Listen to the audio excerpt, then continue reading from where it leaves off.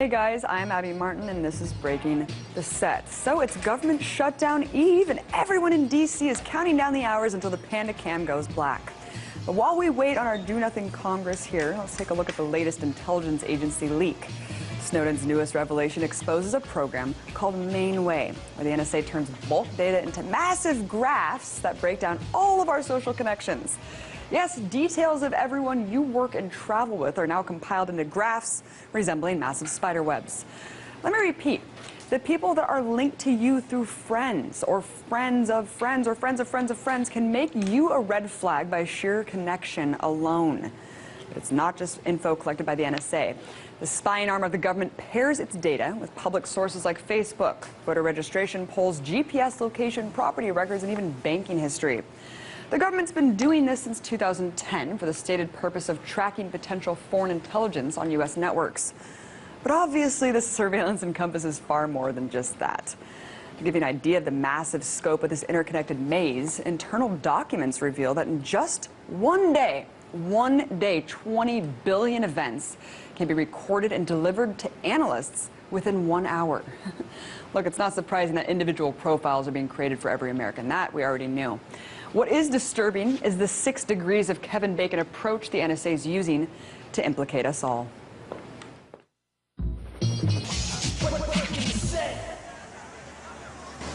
For the first time in over 30 years, there's a renewed sense of optimism about U.S.-Iranian relations. And it's all stemming from a recent phone call between Obama and newly elected Iranian President Hassan Rouhani. But not everyone is excited about the potential for peace. Israel's Bibi Netanyahu just finished his meeting at the White House where he warned against lifting sanctions on Iran and urged the U.S. to not take a military strike off the table. See, Bibi's using the tactic of all eyes on Iran, of course taking away from the elephant in the room that's a real deterrent for peace in the Middle East, the occupation of Palestine. It's a subject my next guest knows all too well. His name is Miko Peled, and he's an Israeli peace activist whose family was integral in the founding of Israel. His grandfather was an original signer of Israel's Declaration of Independence, and his father an Israeli general. Growing up, Peled was raised to not question the Jewish state or its discrimination against Palestinian Arabs. Then in 1997, Peled's 12-year-old niece was tragically killed by a suicide bomber in Jerusalem. But instead of letting this incident blind him with hate, he used the tragedy to instead help him understand the conflict through an empathic historical lens. His book, The General's Son, recalls that experience and also deconstructs the myths and misconceptions about the decades-old conflict. I spoke to Miko earlier and first asked him if he's received any backlash from the Israeli community for his outspoken activism regarding Palestine, and here's his response. Well, I can't say that there's been much of a backlash. I mean, the most I ever get is members of the Zionist community come to my lectures and try to ask difficult questions. Mostly they kind of, wave their finger at me for, pulling away and straying away from the pack. But there's really not a lot of backlash. I think, I don't know that Israelis are quite aware that the book is out and that people are talking about it yet. And you mentioned Zionism, and I just think it's really important to make the distinction between Zionism, Judaism, because I've received backlash from simply criticizing Israel and the Israeli government's policies. And what can we do to combat this charge as being labeled anti-Semitic for simply questioning the policies of the Israeli government? Yes, well, that's really the only response that the pro-Israeli groups have, is to call people anti-Semitic when they criticize Israel. It goes all the way from Bibi Netanyahu down. My reply to that is, well, okay, so let's put this anti-Semitic thing off to the side and see what that means, okay? So supporting the state of Israel, a state that has thousands of political prisoners, a state that denies Palestinian children water because they're Palestinians, and a state that on a regular basis, as a policy, kills Palestinian civilians. So supporting that is okay, and opposing that is anti-Semitic. How does even that begin to make sense? So I think the way you combat that is you continue the conversation and you kind of take it to the next level. You talk about that. Because anti-Semitism means you're a racist. Well, if you oppose that, you're a racist, and you support that, then that's okay. That somehow you're supporting Jews. I mean, it makes no sense. And I think besides that, the state of Israel is not really a Jewish state because half the population are not Jewish. So it's not really a Jewish state, although they claim it is. And it's also not a democracy because half of the population, the non-Jewish population, aren't counted. So it's neither a Jewish nor a democracy, really. So again, you just kind of keep the conversation going. Unfortunately, on the flip side, there is a lot of anti-Semitism online, rife in YouTube. I mean, unfortunately, it's infected a lot of legitimate questioning about the Israeli government, and I don't know why that's so prevalent. Let's move on, though. While we're on the subject of racism, I just saw this recent article that really irked me about the mayor of Nazareth. As you said, a large population is Arab in Israel. Nazareth is 18% Arab. The mayor of the town has said things like, "This is a Jewish city now and forever. I'd rather cut off my right arm than build an Arab school." And 95% of Jewish mayors think the same thing. They're just afraid to say it out loud. I mean, when I hear things like this, it's really startling. Do you think that that sentiment is really that prevalent among Israeli politicians? Well, politicians and Israelis. I mean, Israelis vote for those politicians. They don't just show up. Israel is a democracy if you're an Israeli Jew, and the mayors and the members of the Knesset and the cabinet all represent the opinions of Israelis, of Jewish Israelis. So they do represent that, and the discourse in Israel has become more and more racist with time. And today it's a racist discourse. People are not afraid to say things like this. And I think it's a sign that they feel that they're being defeated. They feel that holding on to this racist notion of a purely Jewish state is the only thing they have. And I think they know very well that by all estimates, by 2020, there will be a Palestinian majority between the Mediterranean and the Jordan River. In other words, that land that Israel controls right now will be predominantly Palestinian. The population within it will be predominantly Palestinian, yet they don't want to allow it to become a democracy. So that's the problem, and of course they hold on by being more and more racist. You know, considering how they make up such a significant portion of the Israeli state, how do Israeli laws affect non-Jewish citizens, affect the Arab population there, considering how much segregation goes on a day-to-day basis? Well, Israel is a state that prefers Jews. So Jews have preferential treatment. Like I said, I don't think it's a Jewish state because half the population is not Jewish, but they prefer Jews. And it's reflected in the fact that the non-Jewish citizens, who are Palestinians, of course, live under a totally different set of laws. There are dozens of laws, and people can go to adalah.com or .org, and they have the list of all those laws that discriminate specifically against the Palestinian citizens of the state. And they live basically in an environment of racism and discrimination. I mean, people won't rent an apartment to a Palestinian. I mean, it's harder to get a job if you're a Palestinian and so forth. And I'm talking about citizens. And then you've got the Palestinians who have no citizenship. They live in the West Bank and Gaza, and even though they might live, I don't know, 50 yards away from an Israeli Jewish settlement, they're denied water, they're denied protection. The settlers, with the protection of the army, attack them, take their lands, destroy their homes, and so on. These are stories that I think people are familiar with. And there's no law that protects them. They are completely under the mercy of the Israeli military, and it's a military that doesn't show mercy to Palestinians. Would you call Israel an apartheid state? I think Israel is an apartheid state in that you have different laws for different parts of the population, and these are racist laws, absolutely. You know, I hear a lot about AIPAC's role in U.S. foreign policy, and I just wanted to get your opinion. How much influence do you think AIPAC really has exerting over this government, and to what extent does this government use Israel as kind of a tool just for regional policy? I'm sure there's a bit of both. I'm sure it's a relationship that goes both ways. There's give and way. I think it is. I think AIPAC is very influential. And again, I think it's important to emphasize AIPAC is an Israeli lobby. It's not a Jewish lobby. Like you said, that making that clear is very important. But they've had many, many years of experience. You know, the pro-Israeli lobby began the generation of my grandparents who went around the world convincing people that all Jews have a right to go and live in Palestine. So this is, we're talking 70, 80 years ago, before the State of Israel was even established. Today's AIPAC and the Jewish Federation and all these other arms of the Israeli lobby are the descendants of those people. And they're very good, and they've had many years of experience.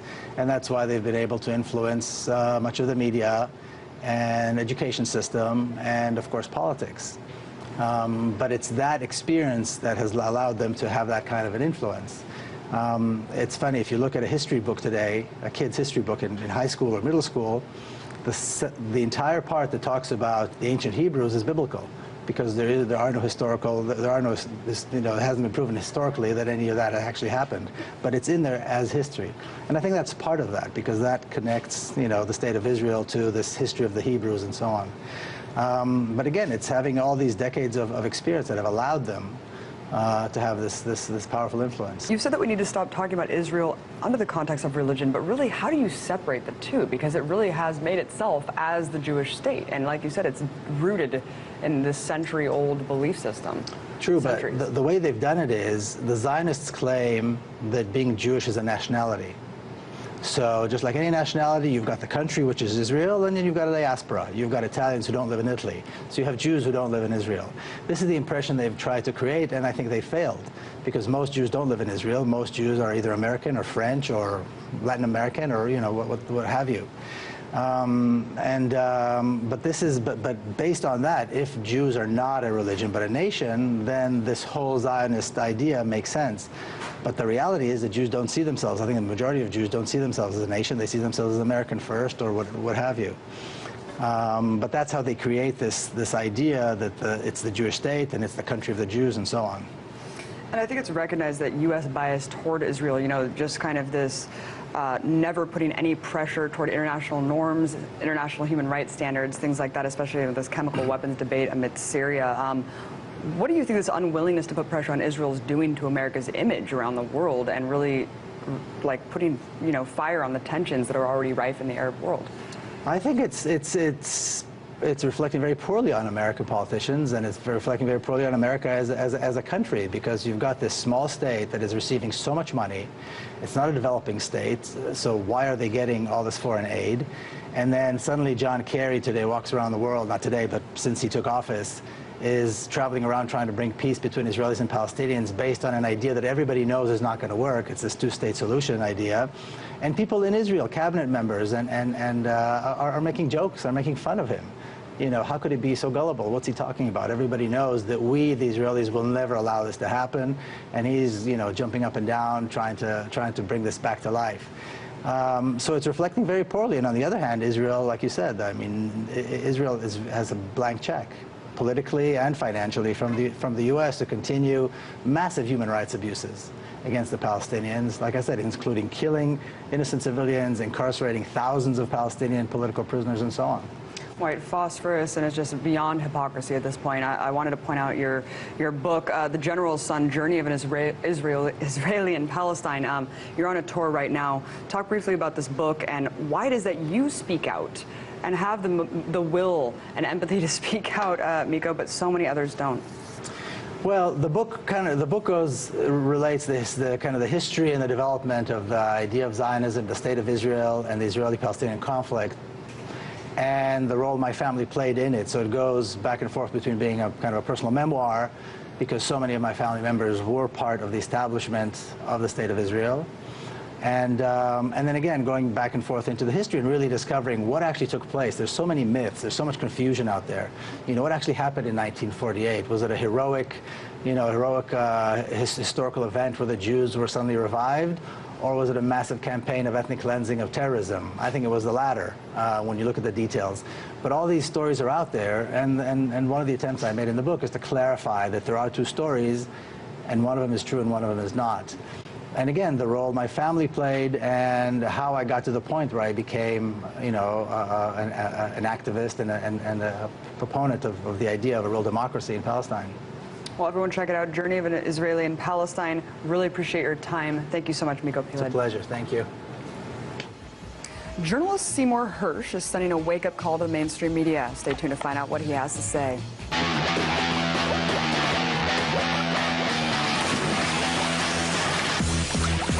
I often talk about the pathetic state of journalism in the U.S., and there's nothing better than getting that claim validated from one of the most renowned reporters in the world. Seymour Hersh, a man so ballsy and controversial that Republicans have deemed him the closest thing American journalism has to a terrorist. See, last week he had some explosive words to say to students at City University in London about the abysmal failure of the Fourth Estate. In comments published by The Guardian, Hersh lambasted the mainstream media for its strict compliance with the Obama administration narrative. He suggested that the only solution is to fire 90% of current editors across the country, effectively shutting down the entire corporate media apparatus. But Hersh didn't stop there. He also chastised journalists for wholeheartedly accepting the rationale of national security for every single foreign policy decision in a post-9/11 world. He also pointed to drone warfare as a prime example of journalists towing the line by asking, quote, how does Obama get away with the drone program? What's the intelligence? Why don't we find out how good or bad the policy is? Why do newspapers constantly cite the 2 or 3 groups that monitor drone killings? Why don't we do our own work? Great questions, Seymour. I often ask myself why we're faced with this false dichotomy of either troops on the ground or hellfire missiles raining down on civilian populations. As we know, drones have a 98% failure rate at catching high-level targets and cause enormous resentment among targeted populations. But instead of hearing this debate in the media, you'll just hear that drones are a necessary component of the war on terror. The media's coverage of Obama's drone war exemplifies how difficult it has become to challenge this administration compared to Bush's term.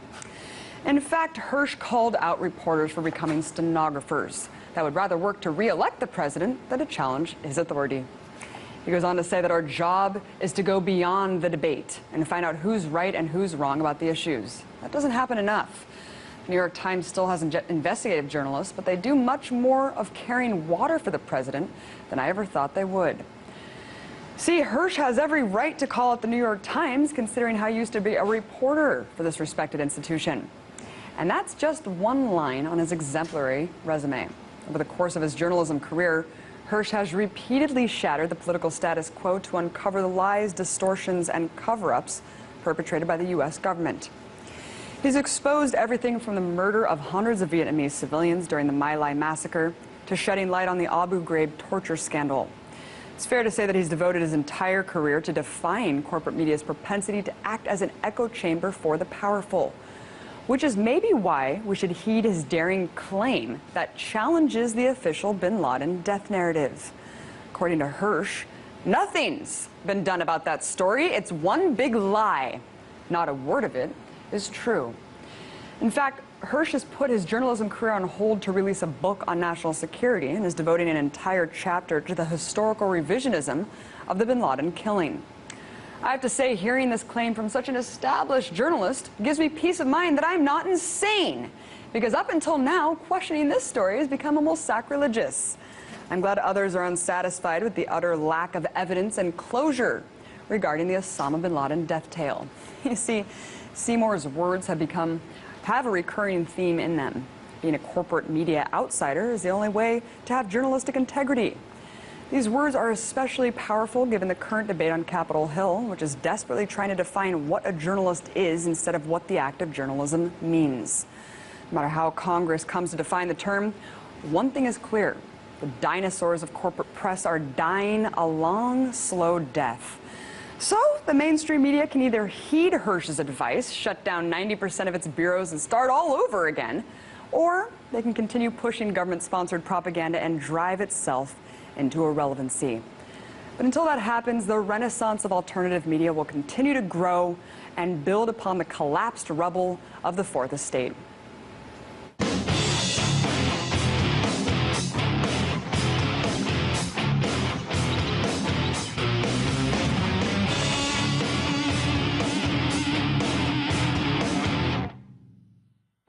With so much negative news to report, it's easy to overlook some of the more amazing technological advances happening in the world.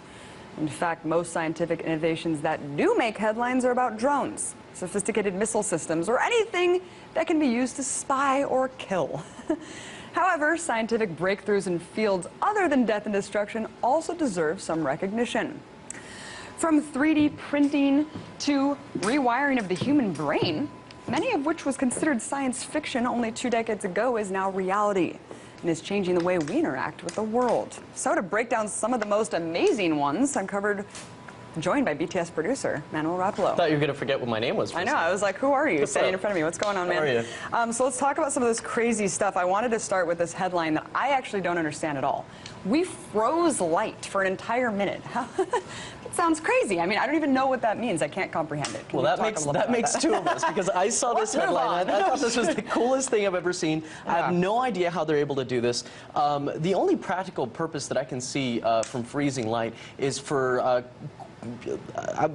data processing using light. I mean, we rely on so much. We rely on fiber optics so much for information, for communications, for the internet. We complain about the internet being slow all the time. being able to freeze light, and keep in mind, it's such a ridiculous concept. It sort of defies everything that we've learned about what light is, whether it's a wave, whether it's a particle. And to do this, in the way they do it, they have this medium, which is an ultra-cold cloud of gas that they shoot these photons through with quantum particles. It's the smallest that a particle of light can go, and then it stops for up to 60 seconds, and it's absolutely ridiculous. And honestly, I have no idea what the practical purpose of it, other than, you know, for revolutionizing communications in the future. It's an amazing. I want some. If I can freeze some light and keep it like that's an amazing thing. It's an amazing. This is my frozen light in quantum mechanics, and it's definitely, you know, it's just transformative of everything that we had these preconceived notions about what light is and how it works, and photons and everything. And speaking of photons, in a related story, I've been seeing all over the place that scientists have recreated the lightsaber. No, actually, this is the biggest disappointment that I had today. I know see that this you're such headline. a Star Wars fan. I know, and I was excited. Like, look, I could have been coming to work with a lightsaber in hand today, like a new era of civilized warfare with lightsabers. It would have been great. No, this is a completely misleading headline that is circulating all over the internet about how scientists have created a lightsaber. What they do, it's essentially the same as what we heard with that first story. They're shooting photons through this very special medium of ultra-cold gas. They were able to bring it down to almost absolute zero, which is negative 273 degrees Celsius, something very, very cold. And when you shoot these, using a laser, shooting these two little photons, they slow down, they don't stop, they come out the other end of the cloud as a single molecule. And what we've always learned in the past about photons, about light, is that light doesn't interact. Photons don't interact with each other, but they are in this experiment. So this is a completely transformative way of thinking about how light works. Now, is it a lightsaber? No. Just because these two little photons are interacting, it's a far cry from being a lightsaber. But you do have ultra-powerful lasers these days that can cut through pretty much anything. Nothing can stop them. Hey, I'm not discounting the possibility of anything in the future, considering how this next story is really crazy, especially for people who have seen Eternal Sunshine of the Spotless Mind. Involves navigating the human brain and actually zeroing in on some parts of your brain that can actually erase memories. I wanted to play a little clip from Eternal Sunshine for people who don't know. Why remember a destructive love affair? Here at Lacuna, we have perfected a safe, effective technique for the focused erasure of troubling memories. In a matter of hours, our patented non-surgical procedure will rid you of painful memories and allow you a new and lasting peace of mind you'd never imagined possible. So basically, by amplifying the activity of a gene called TET1, they can now erase memories. I mean, this is crazy. What potential could this have for the future? I mean, I think this is really great. The way that they did this experiment, they did it with mice, and what they're trying to do is they're trying to amplify this TET1 gene, right? So the mice that had it amplified, and they had this electrified cage, and they had just essentially had their memories written over, so that when they went back in the cage, they forgot that they had been electrocuted the last time, and they weren't fearful of it. So the practical aspect of this, if you have PTSD, if you've had some sort of traumatic experience, something really awful, and you can go in and just like in the clip that we just watched, you have some really horrible memory that you want to get rid of. But here's the whole like struggle with the Eternal Sunshine thing is like, do we really want to erase memories? I mean, that's part of being human. That's part of like learning, you know, life experiences, the good and the bad, and I think it's really also a scary application. And our memories are so fallible. It's true. Just the power of persuasion can convince you that you've had a memory that didn't exist. Exactly. Memory is fluid. It's not a static thing. It's not like you can just go back and erase one thing. It all affects each other. The way that we interact today affects the memories that we've had in the past. And also, what I'm thinking is how the government can seize this technology and use it to insert false memories. But you know, another thing is, total recall if they can erase memories, then maybe they can restore. Maybe it really gives some sort of insight on maybe they can find a gene to restore memory and help with Alzheimer's and stuff. But let's move on, because there's another really crazy thing. This 3D printing thing is tripping me. It's really it's really, really solidifying its place in history right now. 3D printing is everywhere. But yeah, no, here's the headline. NASA has a 3D printer that they're going to be sending into space next year. And I mean, if you look back to the 60s when astronauts were going up with Swiss Army knives, with all these tools in this one little device, the 3D printer essentially is going to replace all of that. It's going to make terms like irreplaceable, completely obsolete. You know, anything that you can think of. It's going to save so much money for NASA to be able to say, oh, you know what? We forgot to bring this component part. You know, you can just print it out. The possibilities are endless for its applications in outer space. And think about also Star Trek. I mean, we're watching the show. They can manifest like an item of food in space. I mean, really, this is reality. And think about the implications this could have for potentially diminishing global hunger, starvation worldwide. If everyone can just have a printer and print out food if they have this special protein, it's completely mind-blowing. Definitely something to explore in the future. $400. You can get a 3D printer right now for $400. The possibilities are endless. Unbelievable. Thank you so much, Manuel Rapolo, BTS producer. Thanks, Ed. That's going to do it for us today, you guys. Thanks for joining our show. Have a great night. See you again tomorrow.